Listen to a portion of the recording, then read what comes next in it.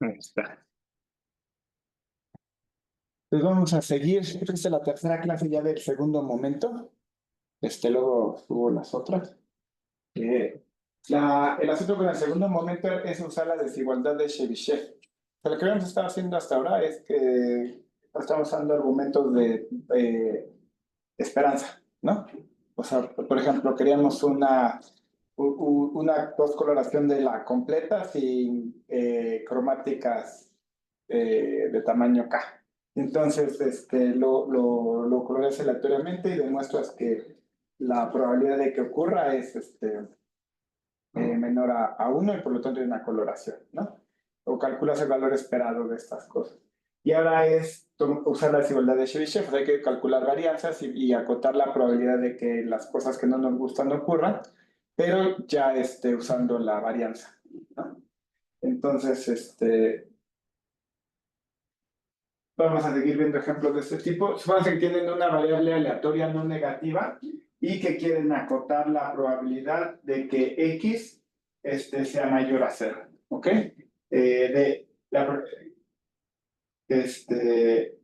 Sí. La probabilidad. Ajá, perdón. No, esta es nada más la probabilidad de que X sea mayor a 0. O sea, queremos ver lo importante aquí es que es no negativa.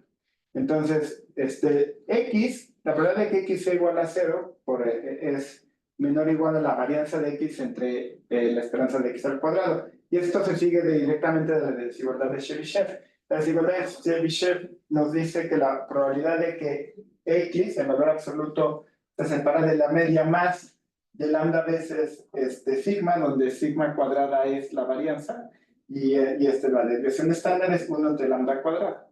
Entonces, sustituyendo en este caso para lambda igual a sigma a mu entre sigma, entre el valor medio entre sigma, pues es precisamente lo que queremos, ¿no? Porque esto sería, me quedaría, ¿cómo se llama? Como es no negativa, entonces es la probabilidad de que sea positiva. No, o sea, lo único que le queda a esto es ser positivo. Entonces, bueno, ya, se sigue directamente de esto. Esto es precisamente la varianza entre la esperanza, pero lo interesante es el corolario, o sea, nos da una manera cómoda para variables no negativas de ver cuándo X es mayor a 0. Entonces, si la varianza es O chiquita de la esperanza al cuadrado, entonces X va a ser mayor a 0 casi siempre. En este contexto, casi siempre significa que con probabilidad que tiende a 1 va a ocurrir el evento. ¿Ok? Y se sigue de aquí porque ustedes sustituyen algo que es O chiquita de la esperanza de X al cuadrado, pues esto tiende a, tiende a 0. ¿Ok? Bueno, entonces casi nunca va a suceder de que X valga 0.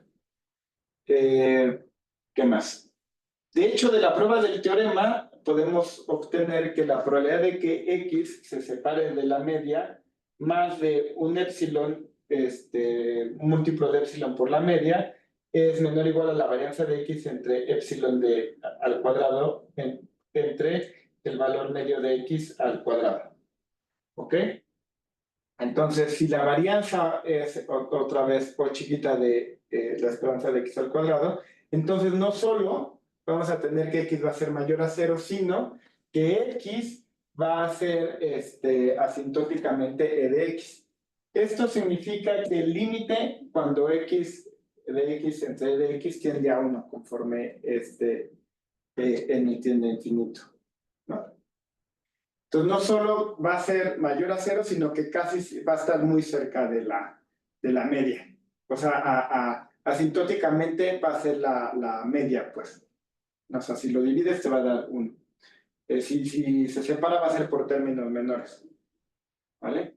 Ahora imagínense que tienen x igual a x1 hasta xm, variables aleatorias donde cada x y es una variable indicadora para un cierto evento ahí. ¿Ok? Ahora, estas pueden o no ser independientes. Escribo I tilde J, si I es distinto de J y los eventos A y J no son independientes. Estos son los que me pueden causar problemas, ¿no? Entonces, TA delta la suma de, aquí deben ser las probabilidades. La probabilidad la suma de las probabilidades de A intersección J, sobre todos estos eventos no independientes, ¿no? Entonces, perdón, sí, con esto, y la suma la estoy tomando sobre pares ordenados, o sea, tomo J y Ji, ¿ok? Entonces, cuando I está relacionado con J, entonces la definición de covarianza es que es la esperanza de XI por XJ menos la esperanza de XI por la esperanza de XJ. Esto en general es menor o igual a la esperanza de XI por XJ. Ajá, porque este término, pues es me falta decirlo, pero son no negativas, ¿no? Entonces, esto es mayor o igual a 0, entonces esto es menor o igual a XI por XJ, y la esperanza de XI por XJ pues es precisamente la probabilidad de que de A y intersección a J. No, porque la única, eso vale 0 o 1, la única manera que valga 1 es que ambos pasen, pues es de que ambos eventos pasen. ¿No? Cuando no están relacionados porque son independientes. En ese caso, la covarianza es 0. Y ya habíamos visto que la varianza era la esperanza de X, que es la suma de las esperanzas, más la suma de las covarianzas, ¿no? Que en este caso, pues es precisa, lo único que va a sobrevivir es la probabilidad de A intersección J, que es precisamente esta delta. Entonces, todo esto es para que es cómodo, nada más como agrupar los que no son independientes, fijarse en las probabilidades a intersección J, y esto nos da una cota sobre la varianza, porque aquí se está tratando de acotar por arriba la varianza para poder decir algo de que X con alta probabilidad va a valer su valor esperado, ¿no? Entonces todo lo estamos encapsulando en la suma de las probabilidades de A intersección J. Bueno, entonces como corolario, si la esperanza tiende a infinito y este delta tiende a O chiquita de X al cuadrado, ¿no? Pues entonces X va a ser mayor a 0 casi siempre. ¿Ah? Porque recuerden que era, no, tengo que revisar bastante, era ¿no? La varianza entre X al cuadrado. Entonces, si aquí le sumas algo, o sea, si esto tiende a infinito, pues quiere decir que esto tiende a 0. Y entonces la varianza va a ser la esperanza de X, ajá, más algo que es O chiquita de X al cuadrado, pues eso va a tender a 0. ¿Ok? Pero lo que está bien es que ya todo se lo podemos hacer sobre calcular las probabilidades. No tenemos que calcular varianza. Simplemente tenemos que estimar la probabilidad de que ambos eventos ocurran. ¿Ok? Ahorita vamos a aplicar todo esto en un ejemplo concreto. ¿Vale? Ok. Igual que antes, además, X, bueno, ahí debería ser, ¿cómo se llama?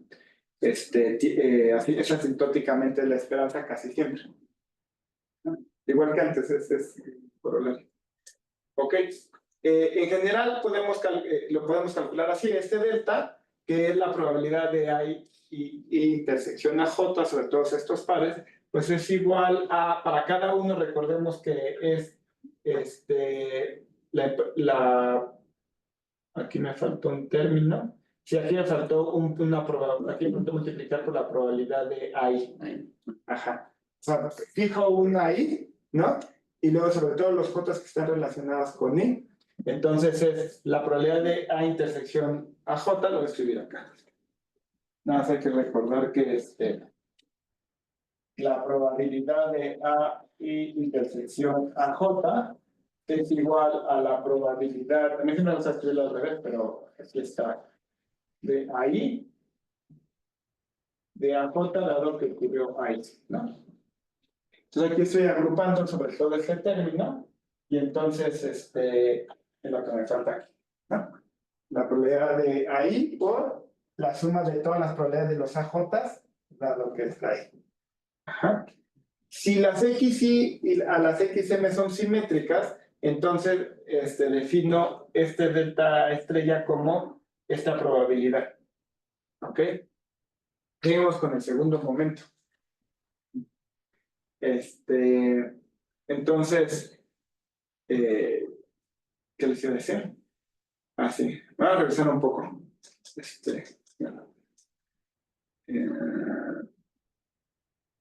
Lo más clave. Ajá, entonces lo que estamos viendo hoy es, si tienes una variable X no negativa, ¿no? O sea, es mayor o igual a 0. Y queremos acotar, hay varios errores en la transparencia, pero no le hagas caso. La probabilidad de que x sea mayor a 0, ¿no? Entonces, por la desigualdad de Chebyshev, tenemos que la varianza, esto es menor o igual a la varianza de x entre la esperanza de x al cuadrado. Y la demostración es nada más por la desigualdad de Chebyshev tomando el lambda adecuado.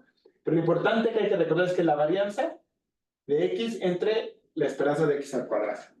Como corolario, tenemos que si la varianza es o chiquita de x al cuadrado, x va a ser mayor a 0 casi siempre. Pero puedes decir más, pues, de hecho, si ves con más detalle la prueba, si la varianza de x es o chiquita de x al cuadrado, x es asintóticamente la esperanza casi siempre. Este asintóticamente significa que x entre e de x tiende a 1. Bueno. Y ahora me fijo en una x que es suma de variables indicadores, x1 hasta xm, y estas pueden o no ser independientes, pero estas variables son indicadoras para un cierto evento, la x y a ij. Y relaciono dos de estas si los ij son distintos y los aij no son independientes, ¿no? Entonces defino delta como la suma de aquí debe ser la probabilidad de ai aj. O sea, todo se va a tratar de calcular la varianza más fácilmente, porque todo lo estamos viendo que si es o chiquita de x al cuadrado, entonces la x va a ser mayor a 0, que es lo que nos va a interesar ahorita, y que además asintóticamente va a ser como la esperanza. Entonces, bueno, la covarianza ya la habíamos visto, pero cuando I está relacionado con J, bueno, la definición de covarianza es la esperanza de XY por XJ menos la esperanza de XY por la esperanza de XJ. Esto, como estas son variables no negativas, es menor o igual a la esperanza de XY por XJ, que es igual a la probabilidad de AI por AJ. Entonces, este delta, perdón, que es la suma de las probabilidades de AI intersección AJ, me sirve para acotar la suma de las covarianzas. Las covarianzas, pues. ¿Por qué? Porque la varianza es la esperanza de x más la suma de las covarianzas, pero los que no están relacionados, pues la covarianza es 0. Entonces solo me quedan los que sí están relacionados y los puedo acotar por la probabilidad de que ocurran ambos eventos, que es más fácil que calcular la covarianza. Bueno, entonces, si este delta es o chiquita de x al cuadrado, pues entonces la x va a ser mayor a 0 casi siempre, y además va a ser asintóticamente la esperanza. Tengo en general que yo puedo esta suma, la puedo descomponer así. La probabilidad de A intersección a J es, sobre todo, aquí hay un pequeño error en la transferencia, fijo sobre todas las I's, entonces la probabilidad de A y J, A y intersección a J es igual a la probabilidad de AI por la probabilidad de que ocurra AI dado que ocurrió AI. Entonces aquí me falta una probabilidad de AI. Ahora, cuando las X y XM son simétricas, eso significa que hay un mapeo que preserva, eso va a ser bien claro ya con los ejemplos concretos, que preserva la medida que manda cualquier evento ahí en la J. ¿Ok? Pues cuando eso pasa, pues no importa sobre cuál hagas la suma. Entonces defino a delta, fijo una I, la que sea, porque no va a importar, porque hay un mapeo que manda ahí en la J, para cualquier I en la J. Entonces defino delta estrella como la suma de las probabilidades de que ocurra AJ dado que ocurrió ahí, pero no importa cuál ahí me tome. Y entonces, este delta pues es la suma de AI por este delta estrella, que es toda esta sumatoria de acá, que de nuevo no importa para cuál lo hagas, entonces va a ser delta estrella por la suma de las probabilidades de AI, pero las AI son indicadoras y las X es la suma de indicadoras, pues esto es la esperanza de X. Entonces, para facilitar los cálculos después. Ok, entonces como corolario, si la esperanza de x tiende a infinito y delta estrella es o chiquita de x al cuadrado, entonces x es mayor a 0 casi siempre, y además x es asintóticamente la esperanza casi siempre. Ok, ahora sí ya con ejemplos de combinatoria. Una función, vamos a trabajar con gráficas aleatorias en el modelo de Erdos-Renyi. Entonces, en este caso lo que tenemos es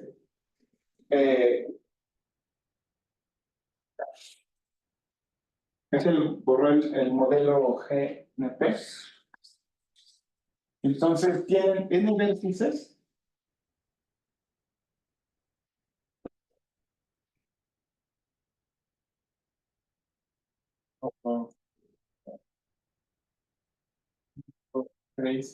N vértices y cada lista la agregas con probabilidad P. Pues para cada par de vértices los unes con probabilidad P y lo que resulta es la gráfica aleatoria. ¿Okay? Entonces, para una propiedad de gráficas, como por ejemplo ser conexa, el RDN es una función umbral. Si cuando PDN es O chiquita de RDN, entonces casi nunca tienes la propiedad.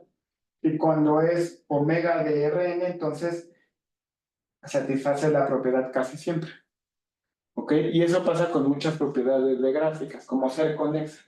Hay una probabilidad mágica donde si estás asintóticamente abajo de eso, seguramente no va a ser conexa tu gráfica. Y si estás arribita de eso por lo poquito que sea, asintóticamente, entonces casi seguramente va a ser conexa tu gráfica. Esa es una de las primeras sorpresas que se llevaron cuando estudian gráficas aleatorias. Que ahí está como transición de fase, pues. Abajo de esta probabilidad no tienes la propiedad y arriba de esta probabilidad ya la tienes casi siempre.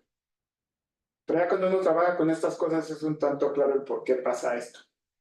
Como que empiezas, por ejemplo, en el caso de conexidad, lo que empieza a pasar es de que si tú empiezas a crecer la P, ya no me acuerdo cuál es el valor mágico para que sea conexa, pero lo que empieza a pasar es que empiezan a aparecer componentes conexos. Muchos. Y estos se empiezan a pegar. Conforme sigue creciendo la P, esos pequeños componentes conexos se empiezan a pegar y ahora tienes componentes conexos más grandes.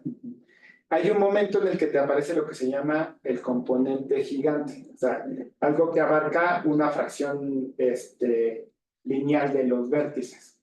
Y estos pedazotes de repente se conectan en algo enorme. Por eso es que es una función umbral. Se van pegando y de repente ¡fum! Saltan y ya todo es conexo. ¿Vale? Entonces, lo que vamos a ver hoy es la propiedad, el clic, esta W de G es el tamaño de la completa más grande de G. Entonces queremos ver la propiedad de que G tenga una completa de tamaño 4. ¿No? Y lo que vamos a ver es que tiene una función de umbral en n a la menos 2 tercios.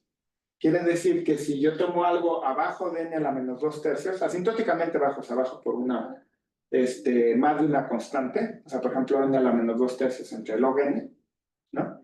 Casi seguramente no voy a tener la propiedad, es decir, que con probabilidad que tiende a 0, no voy a tener la propiedad. Si tengo n a la menos 2 tercios asintóticamente hacia arriba, o sea, por ejemplo, no sé, log n por n a la menos 2 tercios, casi seguramente voy a tener la propiedad. O sea, con probabilidad que tiende a 1 voy a tener la propiedad. ¿Ok? Va. Entonces, ¿cómo lo hacemos? Vamos a usar todo lo anterior. Para cada conjunto S de 4 vértices en la gráfica aleatoria, pues voy a tener el evento AS de que me forme una completa de tamaño 4.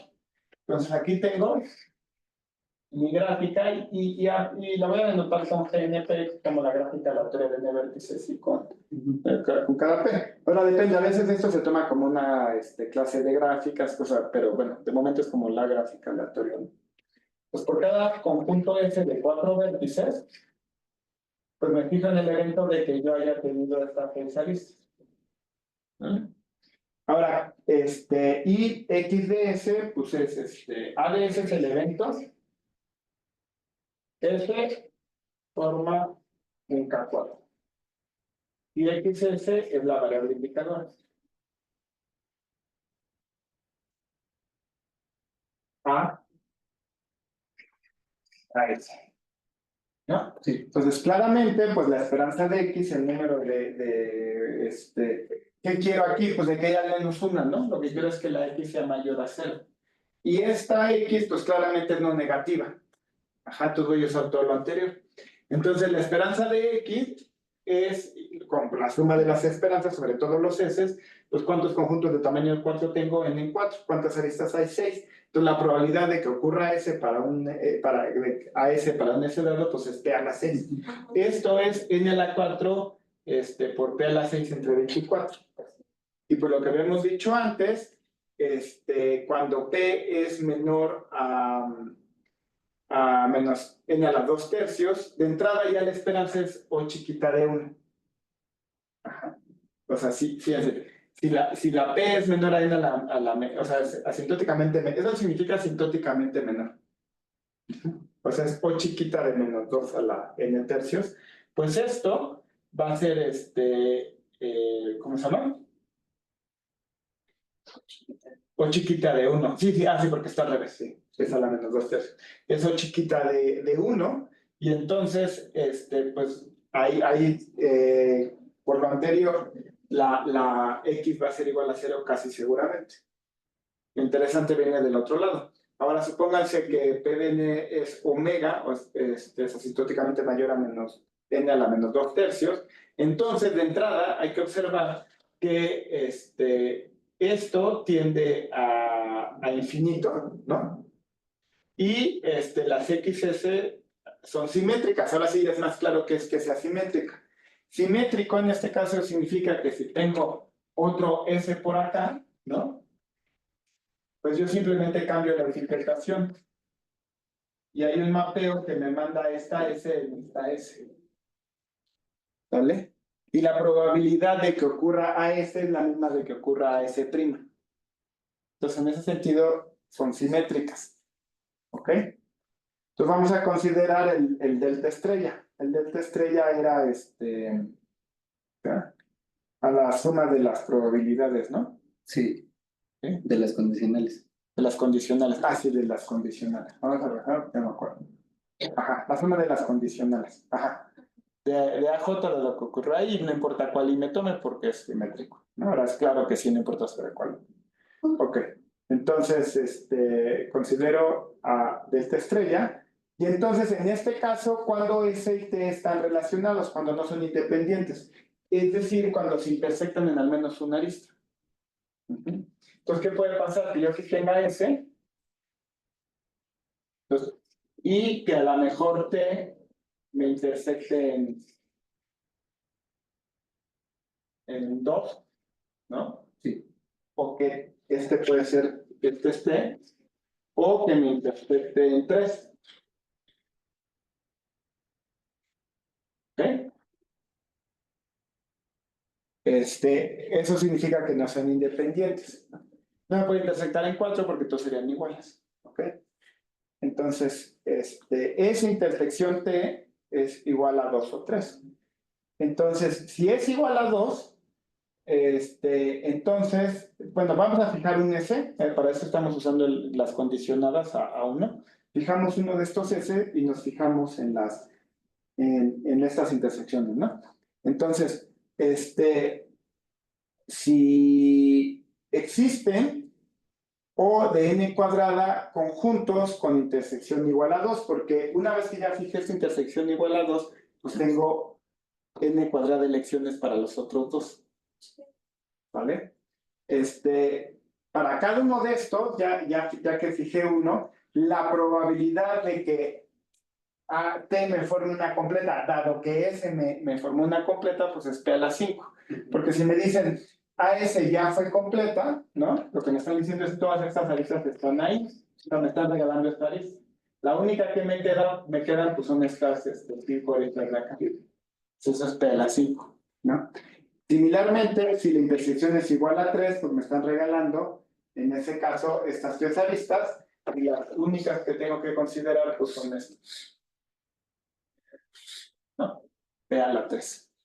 Y en ese caso, el número de conjuntos que hay que se intersectan con 3, pues es n elecciones para de acá.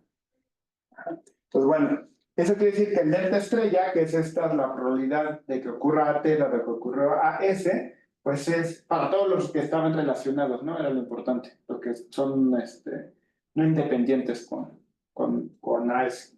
Entonces es n cuadrado por P a la 5 más O de n por P al cubo. Ajá. Esto, en ambos casos, es O chiquita de n a la 4 por P a la 6. Ajá. Porque la P, ¿dónde está? ¿Qué?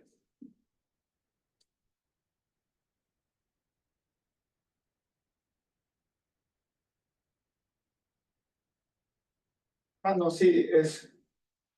sí, claro, es claro, ¿no? Porque la P es una probabilidad, entonces esto es O chiquita de n al cuadrado por P a la 6, ¿no?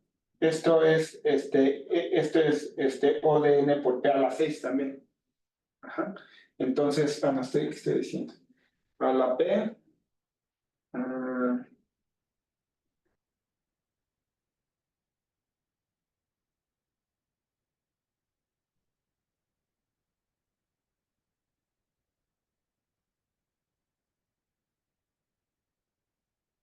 yo no estoy tan convencido de lo que acabo de decir.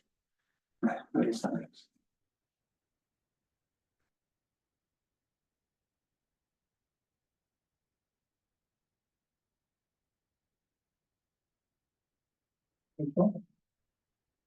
Este es, quiero que sea, ¿qué? La P, no debería importar.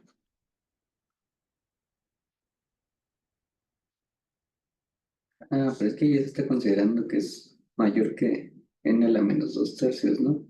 ¿Sí? Creo que sí, ¿verdad? Sí. Entonces esto es O de n al cuadrado por P a la menos 10 entre 3, ¿no? N. Ajá.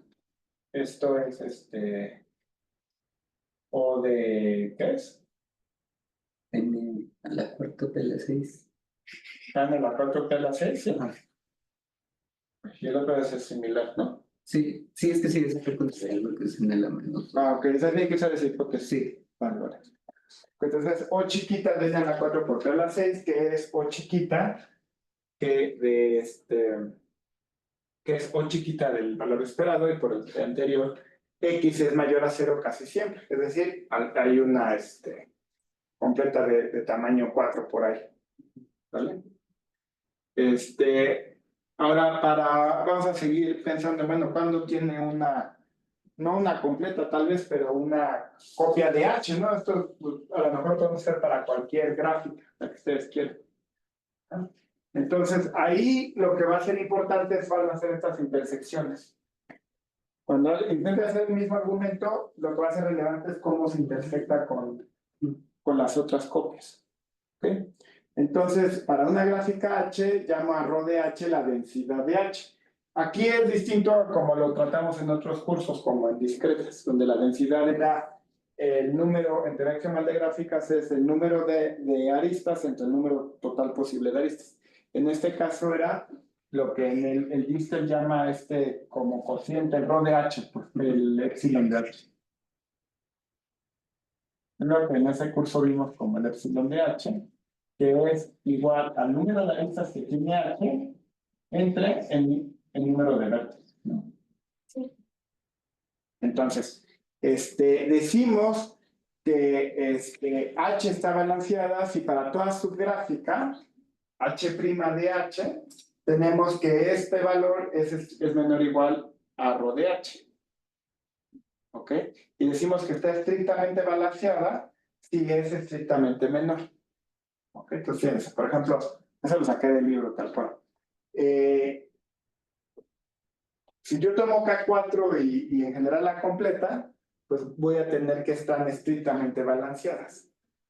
Ajá, porque voy a tener, para el caso de la completa Kn, pues ρ de H, pues es N2 entre N. Ajá. Pero si yo tomo un Km, pues entonces esto va a ser M2 entre M, y cuando M es menor a N, esto es estrictamente menor. Porque crece más rápido. Sí. Vale, entonces ahí no importa que ese es estrictamente balanceado. Pero por ejemplo, esta es balanceada también. Tiene densidad 7 entre 5. Pues sí, porque tiene 7 aristas, ¿no? Y 5 vértices. Ajá. Pero tiene la subgráfica, ¿qué? Tiene la subgráfica. Perdón, esta no es balanceada porque tiene densidad 7 entre 5. Pero K4, esta gráfica de aquí, tiene densidad 3 medios. que es mayor a 7 entre 5. Entonces esta gráfica no es balanceada, tiene un pedazo donde tiene como más aristas que se cociente. Esta es balanceada porque tengo el menor igual, pero no es estrictamente balanceada. ¿Ok? Es que era estrictamente. Que sea estrictamente menor. Bien. Bueno, entonces, ahora si tengo H una gráfica balanceada con B vértices y E aristas, entonces me fijo en el evento A de que H sea una subgráfica de G. ¿Ok? Entonces, P igual a N a la menos B entre E es la función umbral para A. Es decir, N a la densidad, a la menos densidad de H. ¿Ok? Entonces, de nuevo, es casi la misma demostración. Tomo todo mi conjunto, tomo a G, ¿no? Que va a ser aleatoria en GNP. Me tomo para cada conjunto S de B vértices, pues hay una probabilidad de que me dé una copia de H, ¿no? Entonces sea ese el evento de que G, la gráfica inducida por GS contenga H como subgráfica. Aquí cambian las cosas y esto parece como una cota muy holgada, y lo es, pero lo importante aquí es que puede aparecer de muchas maneras. ¿Vale? O sea, antes solo podía aparecer de una manera, pero ahora puede aparecer de muchas. Fíjense. Por ejemplo, imagínense que mi H, por decir algo, es el camino de longitud 3, ¿no? Entonces tú dices, pues muy parecido antes para cada conjunto de vértices, ¿no? Yo pues digo, de 4 vértices para cada F, ese es el evento de que me contenga una copia, pero pues al menos me tiene que contener cada una de las aristas, ¿no? Fijo una copia, digo, pues esta, ¿no? Entonces la probabilidad de que esto ocurra es P a la E. Entonces es la probabilidad de que contenga a S, pues es, fíjense una copia y digan, pues que tenga estos vértices. Pero lo puede tener de varias maneras. Ajá, porque a lo mejor lo puede tener, no con estas aristas blancas que acabo de pintar acá, pero a lo mejor lo puede tener con estas aristas amarillas. Sí. Ajá. O a lo mejor lo puede tener con estas aristas rojas. ¿Ok? Hay muchas maneras de meter a H en estos 4 vértices. Pero como mucho, hay B factorial maneras de meter a H. Para cada una de estas, la probabilidad de que ocurra es P a la I. Entonces, como mucho es B factorial por P a la I. Ok, eso va a ser relevante ahorita.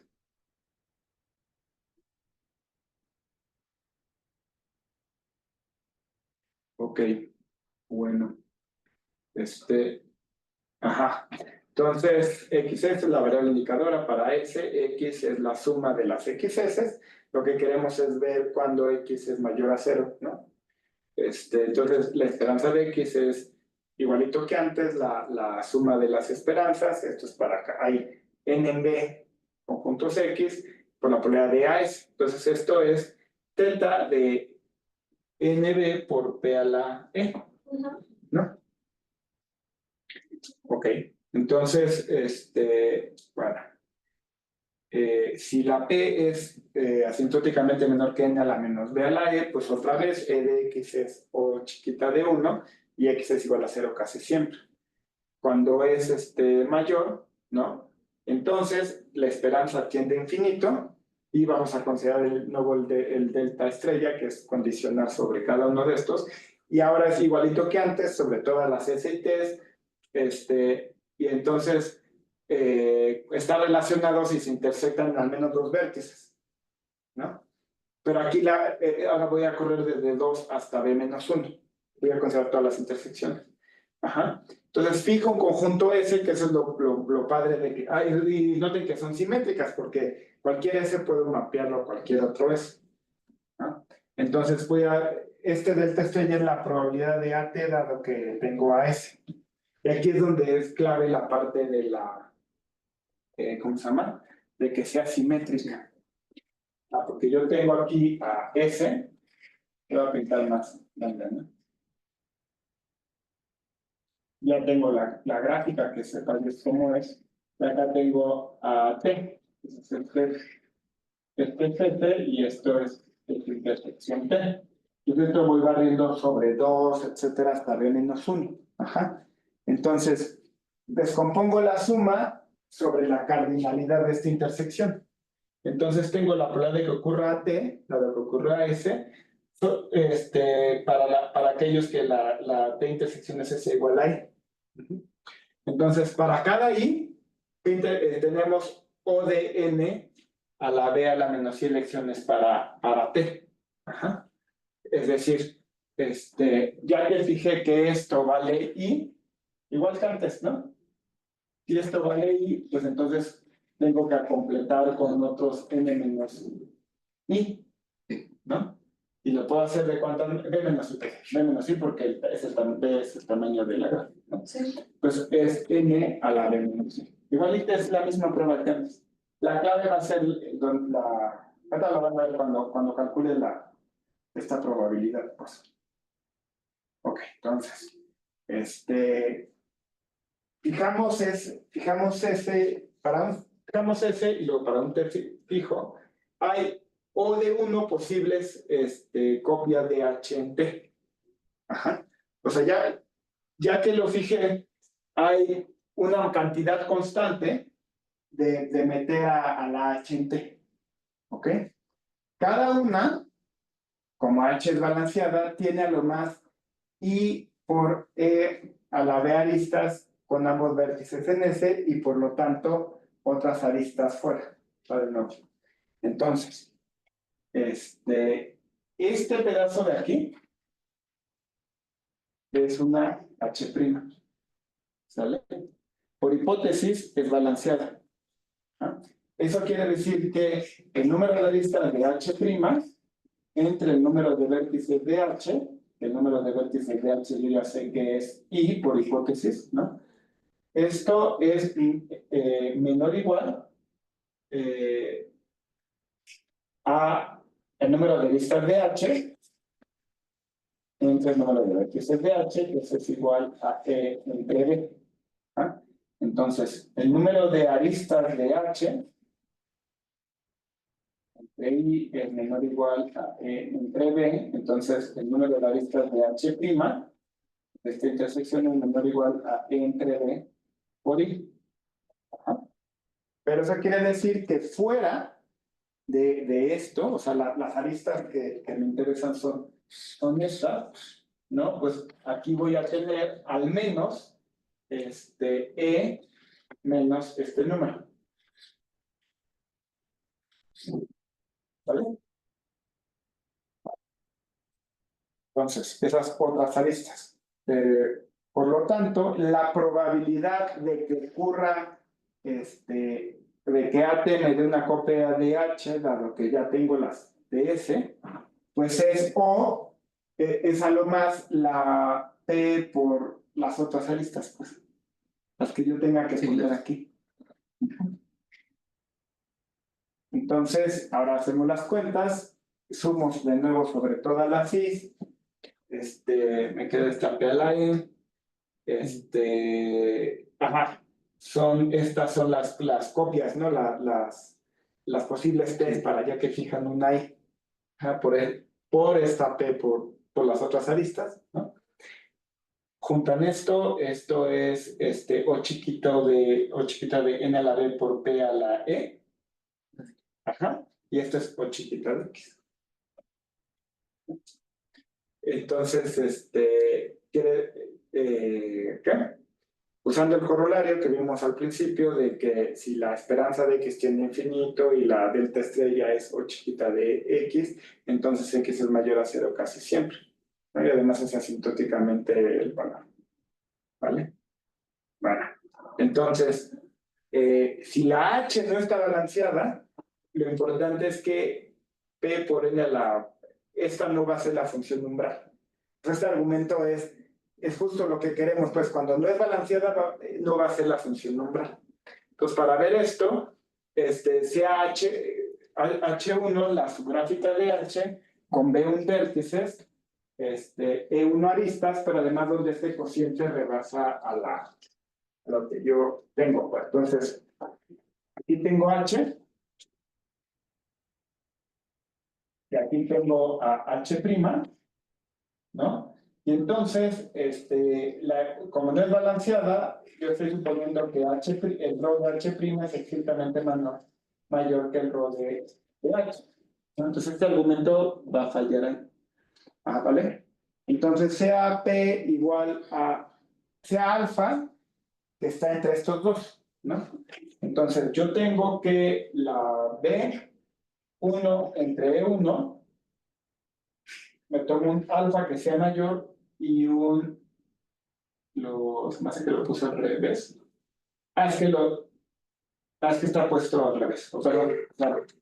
Está puesto el E1, nomás lo pongo E1 entre B, pero aquí lo invirtiera, ¿no? Entonces invierte la desigualdad. Sí, sí. Alfa entre estos dos. O sea, porque justo quiero ver que no es pinche nombrar. Entonces me voy a tomar uno arriba, pero abajo del otro.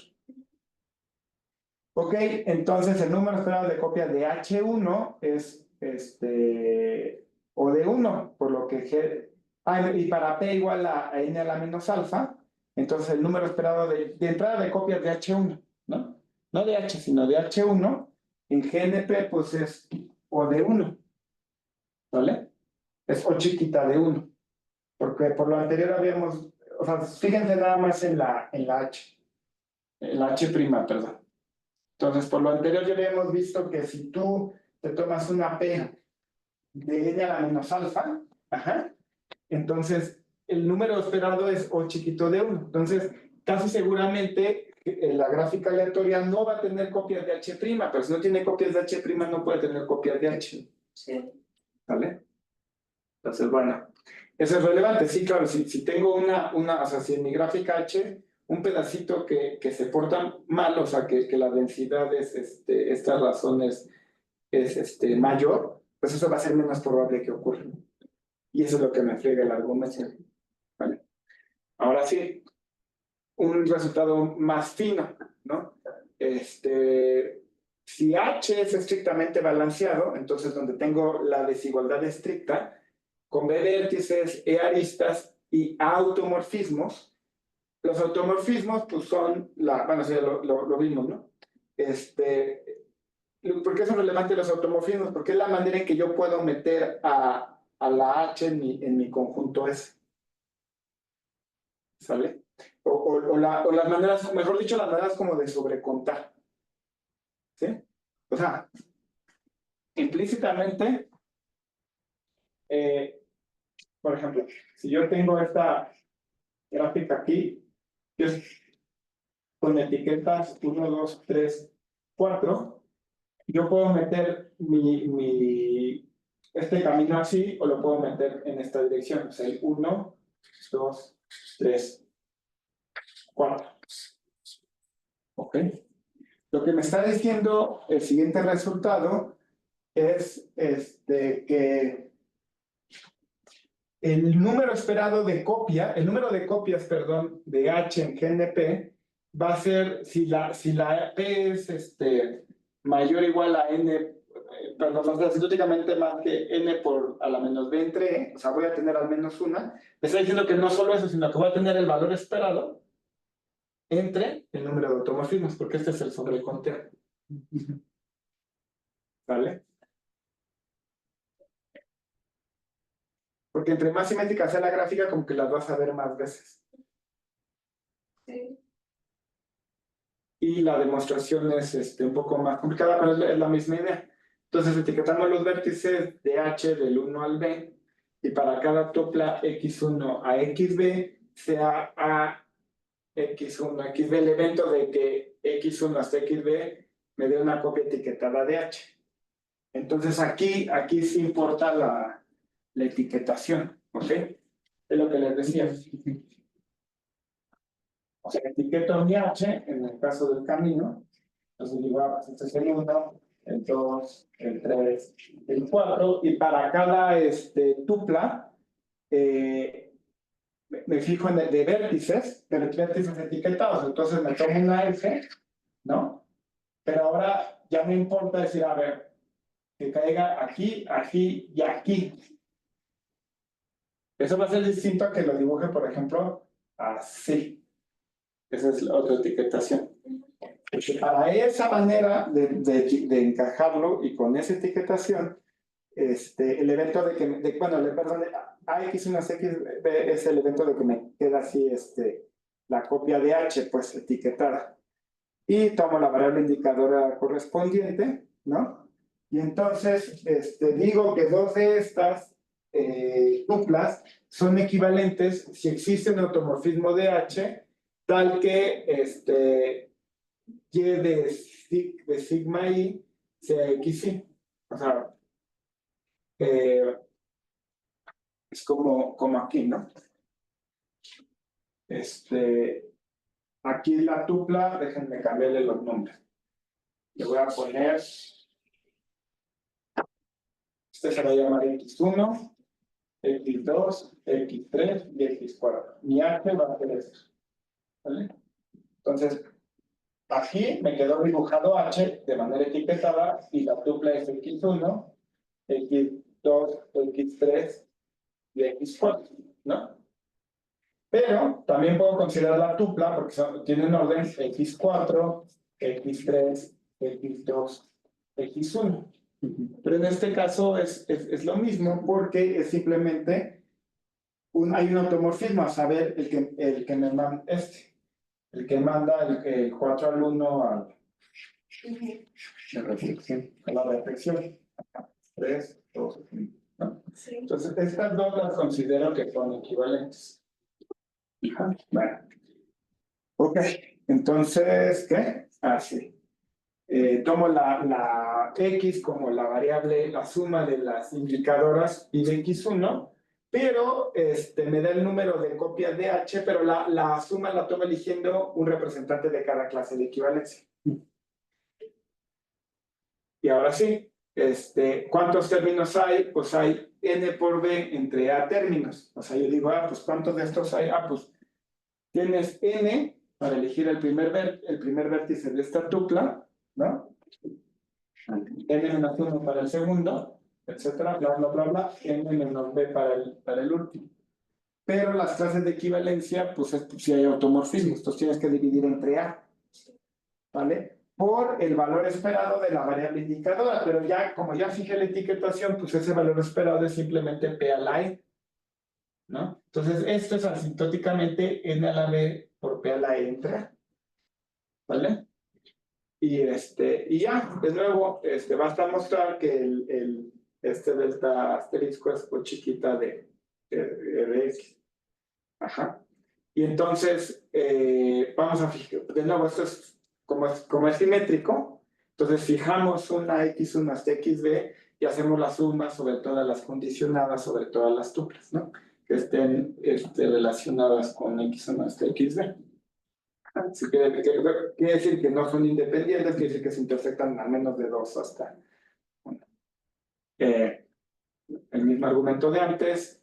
Hay cuántos términos que me dan el mismo conjunto. Hay O de 1, ¿no? Porque como estos son tuplas, hay ciertas tuplas que me dan el mismo. ¿Cuántos? Pues B factorial entre A. Para los otros, son los que están entre ¿cómo se llama? Entre 2 y B menos 1, y por los mismos argumentos de antes, tenemos que es O chiquita de X, porque lo único que me importaba eran los que salían de acá. Y bueno, y entonces es O chiquita de valor esperado de X, podemos usar el corolario, y ya está. ¿Dudas, preguntas?